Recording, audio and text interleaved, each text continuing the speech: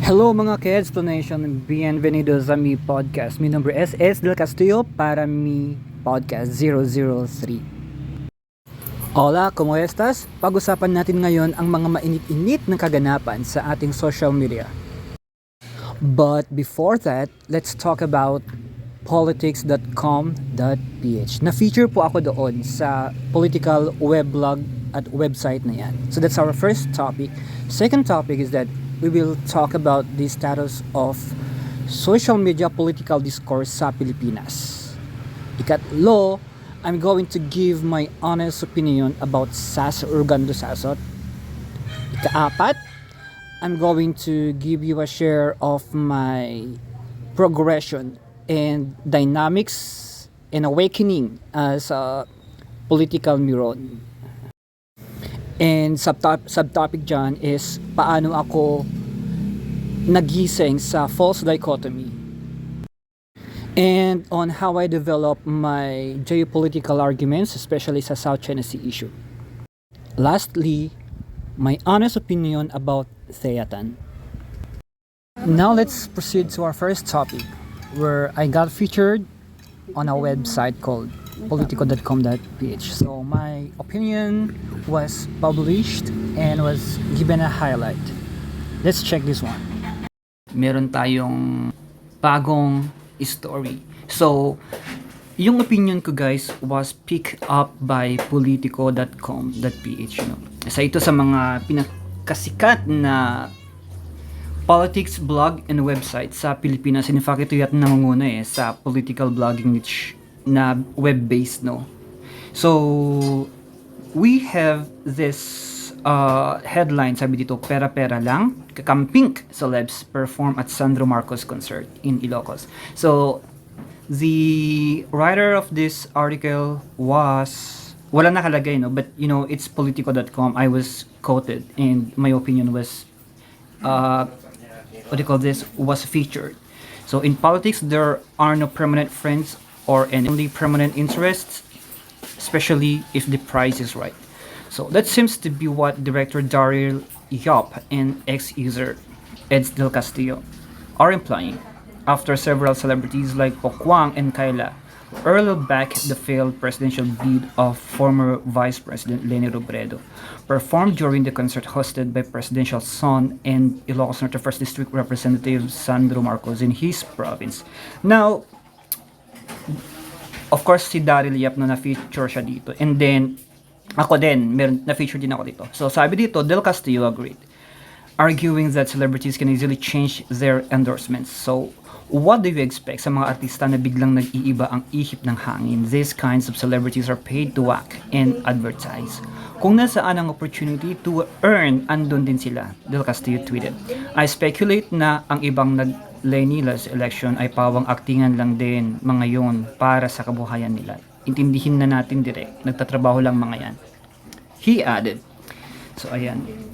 So ito yung aking original tweet or post. How would I How would I check the views? Okay, naka 9,750 views siya as of now. So ayan, yung ating feature from politico.com.ph. Ayan, hello mga ka-explanation, no? Ipagpatuloy natin ang ating usapang politika. So, tapos ko lang kumuha ng panggatong guys. Kasi tipid-tipid tayo, no? Wala tayong electric stove. So, kumuha tayo ng panggatong sa may bakbakir, tawag namin bakbakir, para may panggatong tayo, para may pangkulo tayo ng kukod. Alam niyo yung kukod? Hindi ko alam yung Tagalog nun eh. Basta ayun. Now, let's continue to talk about our status of politics here in the Philippines. Yung una kanina, I've mentioned that I was featured on politics.com.ph or politico.com.ph, and thank you for putting credence and putting weight and validating my opinion by featuring that on your beautiful website. Kung sino man yung author ng article na yun, thank you so much. Ayan, no? Grabe. Amoy pawis ako, guys. Baho ko. Wala pa akong ligo. Yan, pawis. Baho ko talaga. Sige, maliligo tayo later on, no? But let's continue our discussion. You know guys, I have a theory that I have this gut feel, no, na mayroong forces behind the unity team who's trying to divide the unity team, no. Feel ko, no, may mga Trojan horses. There are people who pretend to be supporters of PBBM, but at the same time, they are tasked to create divide amongst the BBM and Inday Sara supporters. So inaaway nila si Sara Duterte, and at the same time, they pretend to be that they are supporters of PBBM. Sa kabila naman, may nagpapanggap na DDS, pure DDS, tapos inaaway si BBM, no. And usually these accounts have no really history, or they have no continuous history of creating political contents online. So hindi natin matatrack kung ano talaga yung totoong stand nila sa mga issue. And although yung iba naman, alam naman na natin na may mga dilawan talaga na nag-convert lang na supporter ng admin kasi may mga it's their job, which it's totally understandable for me, no. So I think wala silang hindi magkakaroon ng weight and hindi magkakaroon ng such significant impact yung mga post nila because alam naman natin yung pinanggalingan nila, no, ng from Dilawan, naging supporter ng admin. So para sa akin, wala silang significant bearing sa usapang politiko. But let's focus doon sa mga may mga nagpapanggap na BBM supporters, tapos inaaway si Inday Sara, and then nagpapanggap na DDS pure, na inaaway si BBM sa kanilang mga posts.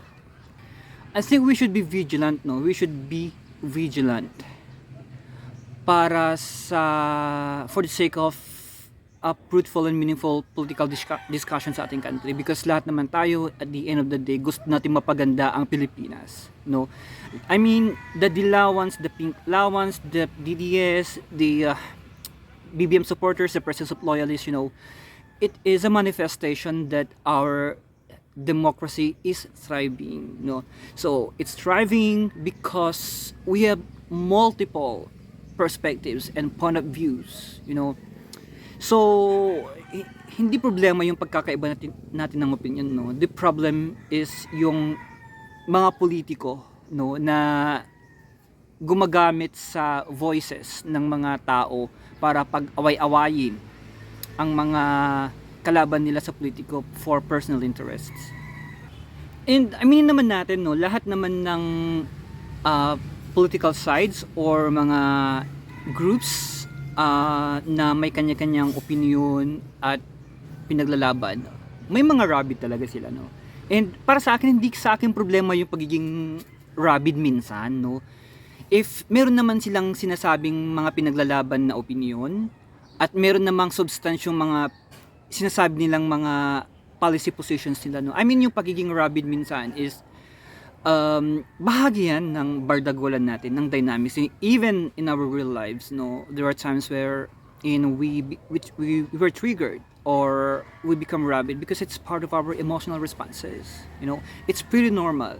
So mas lalo pa sa social media wherein mas vocal tayo because it's social media, because sometimes people don't use their real accounts or they don't have the faces, so mas rabid talaga ang social media, no. So para sa akin, I won't make that as basis of my argument if a person becomes rabid or not. Para sa akin, even in my real life, marami talagang rabid. It's pretty normal and it's about on how to manage and deal with them. Para sa akin, that's paramount. Of course, ayoko naman maglinis-linisan, ayoko naman magbait-baitan, no, na if people would attack me, you know, for no apparent reason, na mga rabid, I might as well defend myself, no, and siguro magiging rabid din ako. But that's because it's my response, no, para ma-level natin yung yung usapan or yung bardagulan natin.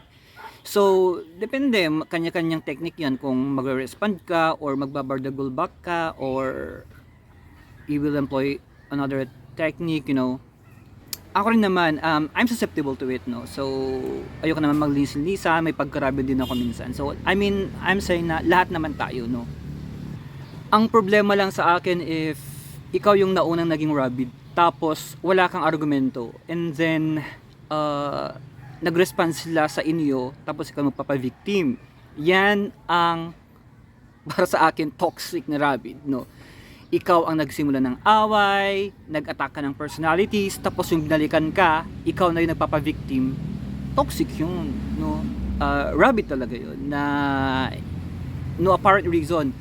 Kung baga, it's not a natural response, no, sa mga nakikita natin sa environment natin, sa mga variables and factors na nakaka-affect para maging ganun yung behaviors natin.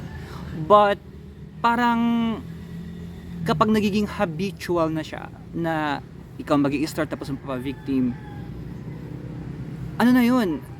There's something wrong, no? Maaring hindi na siya natural response. So parang may disconnect na.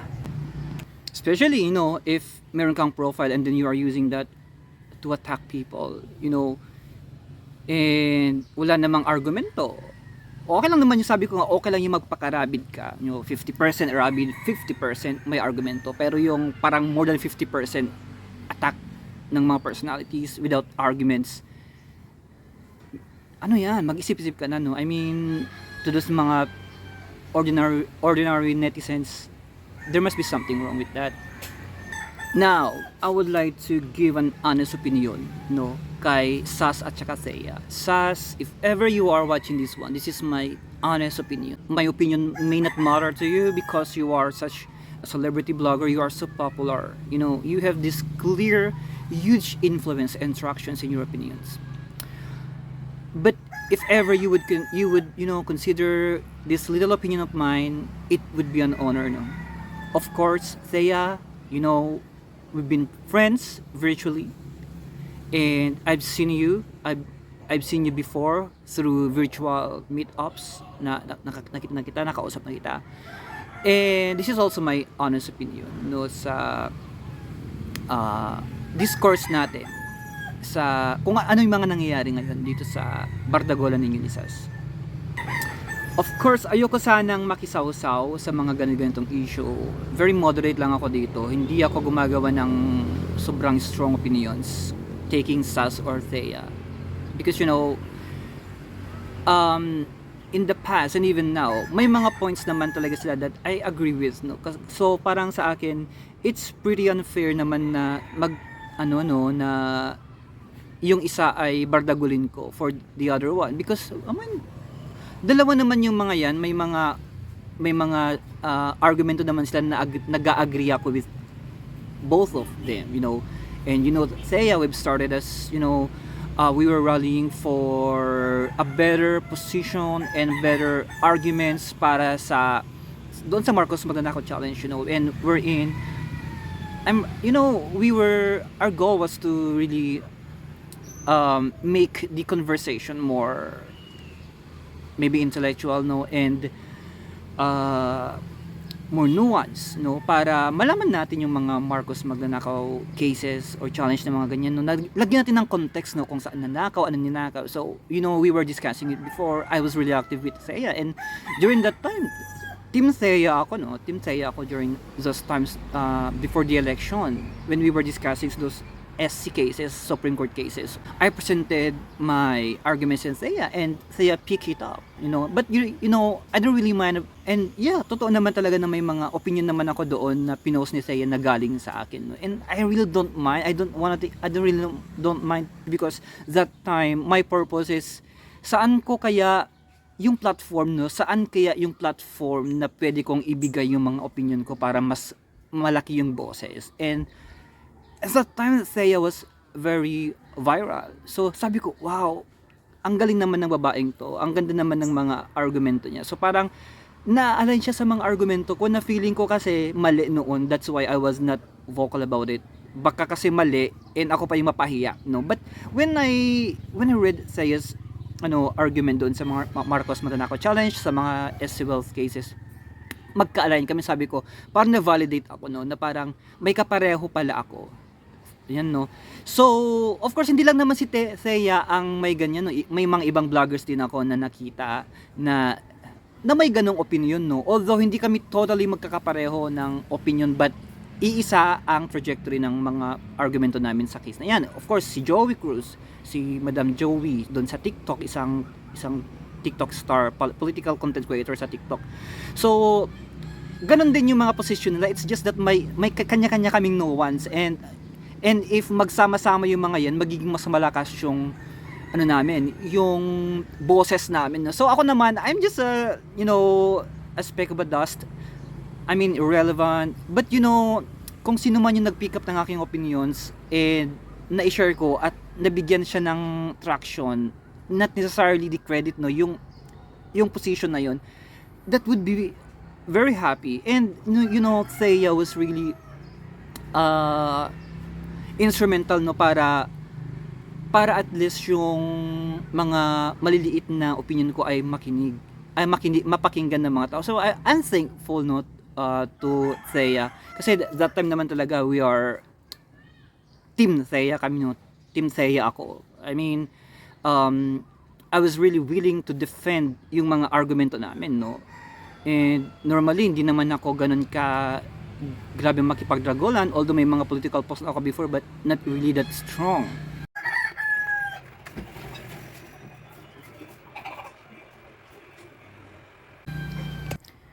Okay, si Sas naman, of course, hindi ko gusto si Sas dati. I think before 2019, no, kasi medyo may pagka yellow, may kunting bahid ako ng pagiging yellow, in the sense that fan ako ni Noynoy Aquino noon. Although I voted for Bayani Fernando and Richard Gordon ba dati yan? O Richard Gordon, yung tandem na yun. I really voted for them, no? But, at the end of the day, nung nanalo si Pinoy, fan pa rin pala ako ng Aquino. And of course, this is because I was a millennial and I was bombarded with a lot of anti-Marcos rhetorics, no? Despite that my parents are loyalista. Ako lang naman ang hindi naman pure, ako lang naman talaga ang hindi loyalista sa angkan ko, sa mother's side. Sa compound where I'm living, dito sa compound namin ngayon, ilang bahay ba to? Basta marami kami dito, mga 40 plus na tao. Mga yan, walang dilawan dyan. Ako lang mag-iisa.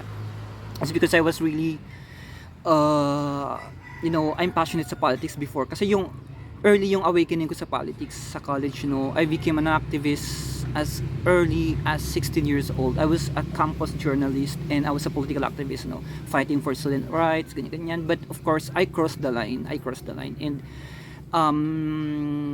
I think may mga rules din dapat, you need to be balanced in your fight sa mga human rights, and then I was able to understand the dynamics of human rights and being an activist and different factors that affect what you are fighting for. When I went to law school, and I understood the police power of the government, the eminent domain, yung mga inherent power ng state para i-regulate yung rights natin. Naintindihan ko yung balance na yun kasi I thought before everything should be human rights, and walang karapatan ng state to infringe our human rights, but I did not understand that there are limits to it and there are circumstances where the state would interfere to your rights, and your privacy para sa benefit ng mas marami. But that's a different story, but mas naintindihan ko ngayon, So yung politics ko nag-change siya through time as I self-debunk myself.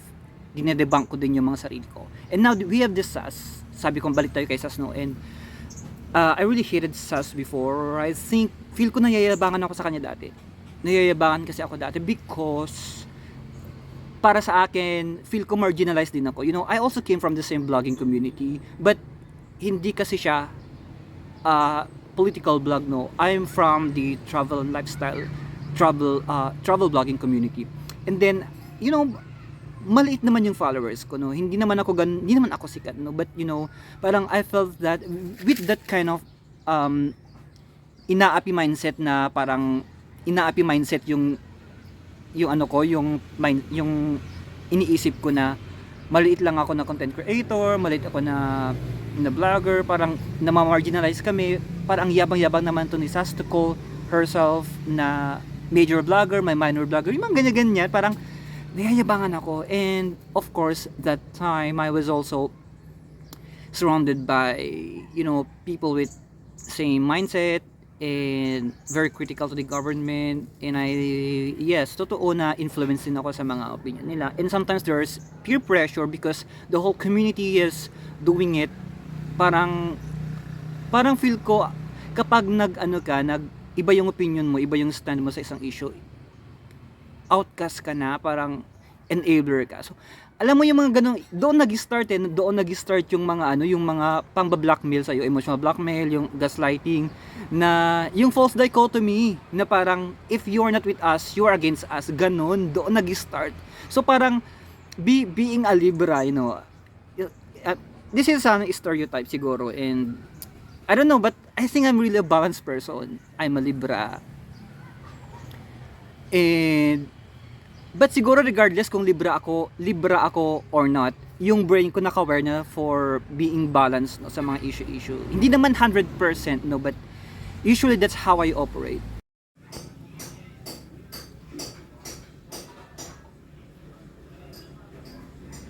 Hindi ko pa alam noon yung false dichotomy. Parang ayun, pinapapawisan na ako. Pero ang sarap ng ng open air dito sa Sirok Tea Kasoy. But anyway, let's go back. Sabi ko, hindi naman pwedeng yes or no lang to, pili ako ng isa, kasi may mga bagay naman na nag-agree ako dito kapag nag-yes ako, at no, pwede rin naman yung no. Parang sabi ko, hindi pwede to, parang yun, nandoon nga, naka-wire na sa brain ko na hindi dapat ganun, kasi nga kailangan ko siyang i-balance, no, and hindi ako mapakali. So hindi ko pa alam kung paano gumawa ng mga argumento. Medyo alam ko na, pero hindi naman ganun ka-mature, no? So parang bago pa lang kasi ako sa ganitong exposure sa social media, yung mga ganyang klase ng fallacy. Hindi ko pa siya na-determine kung paano siya i-manage or paano, how to deal with them. But to cut the long story short, I realized na I have learned the art of becoming moderate and being at the center, and of course dispelling the lies and the fallacy of false dichotomy. So mga yan, yung pagiging pro-China at anti-China noon, lagi ako nako-confuse dyan. Dapat ba talagang pumili kung pro-China ka or anti-China ka, ganyan. So nakaka-confuse yan noon kasi false dichotomy siya talaga. Binablackmail nga niya yung argumento mo or yung feelings mo, na ginagaslight ka na ito, binubuli ka na ng Chinese, tapos magpro-pro ka or mag-anti ka. I'm very fallacious. May blackmail factor, no, tapos may gaslighting factor din doon. And sabi ko sa inyo, prior to meeting Sas, I was really anti-China. As in, false dichotomy na anti-China. Okay, fallacious na anti-China ako. To the extent na gusto kong maging 51st state tayo ng US, para feel ko kasi parang may yung allegiance ko na pupunta sa US, kasi nga hate na hate ko yung China, you know, because I was really tambay noon sa Yahoo pa noon, nung Yahoo website. Doon, favorite ko ang Yahoo noon, yung yahoo.com na website talaga na mga news, and it was American leaning yung website na yun. Hindi ko pa noon alam yung propaganda machine ng US, yung propaganda machine ng China, ng Russia, and lahat-lahat ng state may propaganda machine. and they use both the private sectors and their own state media para mag-spread ng propaganda. Hindi ko pa noon alam yung mga smear campaign sa geopolitics. Hindi ko pa siya masyadong naiintindihan, and I thought, being a writer myself, parang binibigyan ko ng napakalaking points yung mga journalists that they are truthful, kasi yan naman yung practice namin doon sa paper namin dati, kung saan ako nag-start na may internal audit. And then of course, syempre nakabox na yung mindset ko na doon sa angulo na gusto nilang na isulat ko, no. And of course, it's always critical against the government. It's always critical.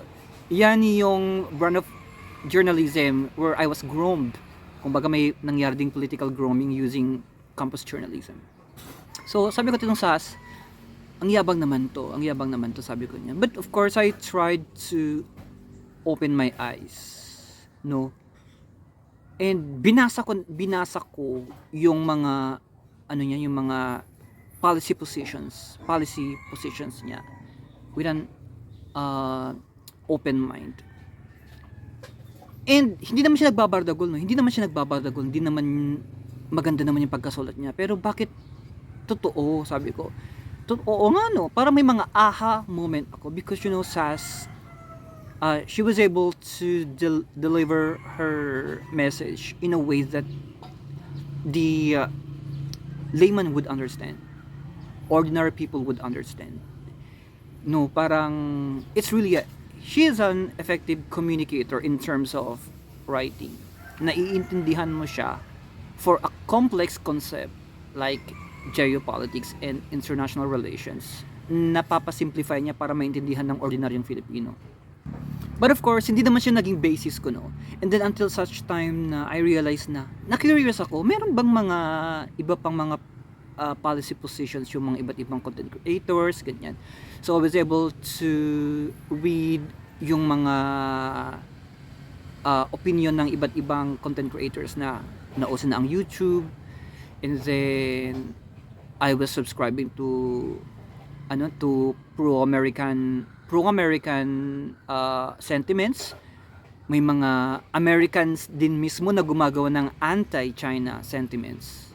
And naghanap din ako ng mga pro-Korean sentiments Pero bihira sila kasi na-curious din ako sa North Korea. Yung negative image niya, kumbaga naging intriguing siya sa akin. Bakit siya laging tinitira ng mga Western media sa human rights, ganyan. Para gusto ko dong pakinggan kung may mga ibang alternative opinions din siya. But anyway, that's another story. Even Russia. So na-discover ko yung RT, which I do believe it's a propaganda machine ng Russia, no? But it's important na basahin ko pa rin, no. Basahin mo pa rin yung propaganda machine nila, propaganda machine ng China, ng Russia, ng US, and mga independent thinkers. Kailangan basahin mo lahat-lahat. So anyway, to cut the long story short, based on these inputs, no, at nagkaroon din ako ng konting knowledge sa ganyan-ganyan sa geopolitics. Na-develop ko siya through the years. Nalaman ko kung saan, na-try ko to eliminate yung mga parts na kaya kong i-reconcile. So, yung hindi ko ma-reconcile, doon yung isa-off the bank ko, no? So, until such time na yung positioning ko sa South China Sea naging mas nuanced na siya. Mas nagkaroon na siya mas naging specific siya from this issue to this issue, hindi yung pro-China at anti-China. So definitely SAS was one of those people na nakatulong sa akin para magkaroon ng mas malinaw na positioning, no, sa issue na yan. Kasi hindi naman pwede kasi na one side lang, regardless siguro kahit pa siguro sabihin niyo na propagandist si China, propagandista si SAS ng China, ganyan-ganyan. Hindi naman, wala akong pakialam doon. I don't really mind if you're a propagandist or not. Sa akin, sa argumento. Yung argumento ang aking tinitignan. Yung mga policy positions na malakas at itry mo siyang i-debunk using the policy position ng kabila. Pag mas malakas sa tingin ko yung isang ito, hindi ako pupunta sa position na hindi ko kayang i-defend. You know? So, yung mga argumento that I'm agreeing with, yung mga argumento na kaya kong i-defend at kaya kong i-discuss, you know, at hindi ko siya, at wala siyang counterpart na pang-debug sa kabila. Ganon yung ano ko. So, hindi pwede yung pro-China and anti-China lang.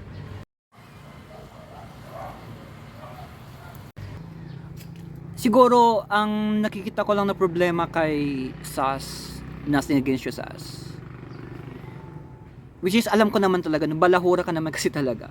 You know, parang kung baga, Manila girl talaga eh. Parang kanto, minsan pupunta sa away kanto, which hindi mo naman dinedenay kasi galing pumunta ka na dyan, kanal ka talaga. Ang maganda kasi sa'yo, you know, in fairness naman, inaamin mo na kanal ka, no? Hindi ka naman nagpre-pretend na bardagolera ka talaga. You know, pero sa mga hindi nakakakilala sa'yo, sa mga hindi nakakaintindi ng style mo, hindi siya magandang messaging. Sa mga hindi nakakaintindi, yun nga lang, yung defense mo dyan is that hindi ka naman nagpapanggap na hindi ka bardagolera at hindi ka parang Manila girl talaga na lumaki sa kanto, you know. So, street smart and balahoraan sa kanto.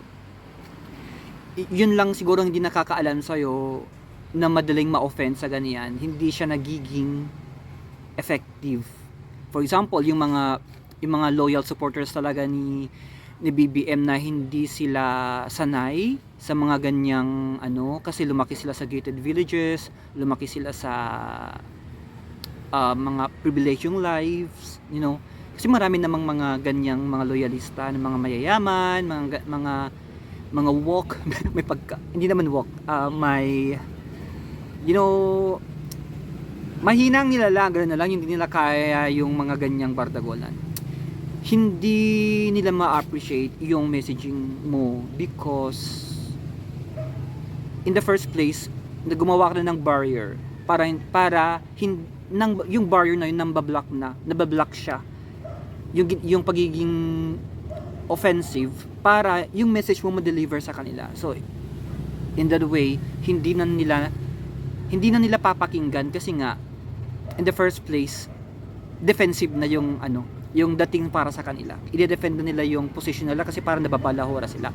So sayang naman yung idea mo I mean, ang ganda pero hindi mo siya na-deliver because sa mga loyalista na willing makinig because hindi maganda yung hindi siya diplomatic. Sabi ko naman in fairness, ganun ka naman talaga, no? But akin lang naman yun, no? Akin lang naman yun. Ayokong i-influence yung way mo on how you are going to deliver yourself. Kasi pagiging kanal, sabi mo, nasanay ka na sa ganyan. You are not pretending. Kung intellectual, kung sa kanal, imbornal, kaya mo siya. I mean, you are well-rounded. You can be from level 0 to level 10. From intellectual to kanalan, kayang-kaya mo siya. And we also have this, si Seiya naman, ang problema naman, I don't say it's a problem.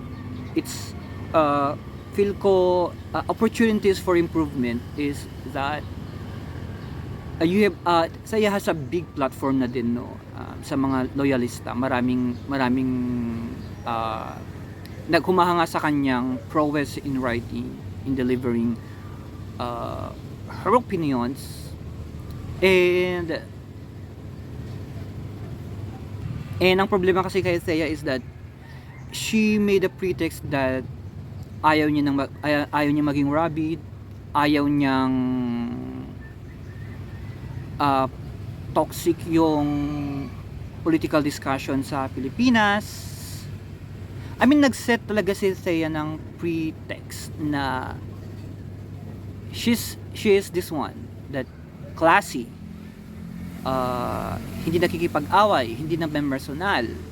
But if you look at the post of Seiya, napakaraming contradiction sa mga sinasabi niya. Hindi siya consistent.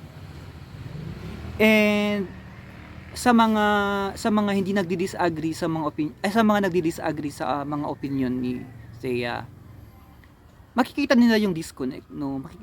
How are you going to believe Seiya if she herself is contradicting her own statement. So doon nagkakaroon ng problema, no. You know, I have nothing against with Sas and Thea. Let's be clear with this one. Hindi ako naghahanap ng away. Ako objective lang ako. And bago nyo ako i-bash, sabi ko na I'm a hampas lupa. Social climber din ako. Times 7. Tignan nyo doon sa aking timeline. Nandun yung aking bio. Inaamin ko na I'm a hampas lupa social climber. Times 7. Ayan. And inaamin ko din na may mga times na meron akong, you know, naging toxic din ako, naging rabid din ako. Kaya nga sabi ko, hindi naman problema yung pagiging rabid as long as kino-qualify ko naman siya. As long as hindi naman more than 50% ng post mo puro pagkarabid. Kasi it's, sabi ko nga, part of emotional response yan. At saka pwede rin siyang technique na gamitin mo para mas may impact yung argument mo. Pero yung nagiging habitual na kasi na puro ganyan na lang, yun ang aking issue, no. So I don't really mind, rabid din ako. Pero yun nga, I think that's the ano ni Thea, no, yung naging challenges niya, yung opportunities for learning na maganda na sana yung imaging na niya. She presented herself as classy, as person who wants a friendly discourse, but hindi niya napanindigan. You know, this is not an honest opinion, an objective, an assessment. And I'm saying this not because I have clean hands. I'm saying this in my perspective as an observer. And you know, ako din naman, sabi ko nga, ako rin naman, I have my skeletons in my closets. Meron din naman ako mga pangit na argumento, mga rabid moments, and wala naman exempted, no. But this is not about me kasi I'm not a content creator na may malaking following, so I don't think people would mind me. Kami lang yung mga outsiders, no. Kami lang mga outsiders na gumagawa ng random commentaries. So rabid man or not, wala siyang ganun ka significant impact sa ating conversation. But I'm talking about Sas and Thea. So guys, yan yung mga honest observations ko. So Sas, don't get me wrong, ano lang to, opinion ko lang to as a private individual. And Thea, don't get me wrong, this is also my private opinion. You know, when we were talking before, I was honest naman sa no, sa mga sinasabi ko na dapat ganito kasi masyado ng may sinasabi pa akong sandwich technique, dapat you should validate the people's argument before you post your argument na nadi-disagree, and then end it peacefully, validating the people.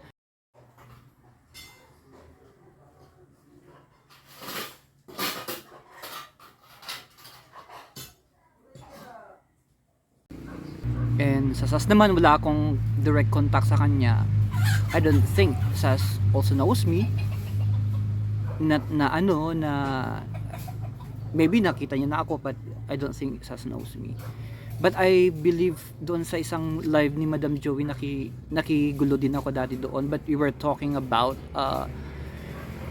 what do you call this, traditional government system. So I was discussing my experience and little knowledge sa indigenous form of justice system, and yun yung topic namin noon, kung saan our country was colonized, you know, and yung system natin was a result of Western colonization. So nawawala yung native at indigenous way of solving problems sa society natin. So that was our topic before, and I don't know if Sas would still remember me, but hindi ko siya nakakausap, wala akong direct contact sa kanya. Anyway guys, that's my opinion and my perspective as observer. So kayo, ano sa tingin nyo yung mga problema sa messaging ni Sas? Ano sa tingin nyo yung problema sa messaging ni Thea? And ano din sa tingin nyo ang advantage sa way of messaging ni Sas, at ano din sa tingin nyo yung way of messaging ni Thea, you know. So yung mga personal na bardagulan nila, ayoko nang maki-join doon lang ako sa technical side kung paano sila nakikipag-argue.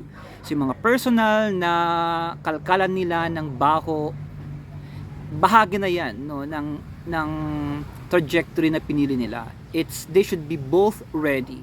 They should be both ready for such kind of kalkalan ng baho kasi pumunta na siya sa ganon, no? Ayan, so umiinit na siya, guys. Yung araw, mainit na siya. So, thank you guys for watching, no, yung mga simpleng natin.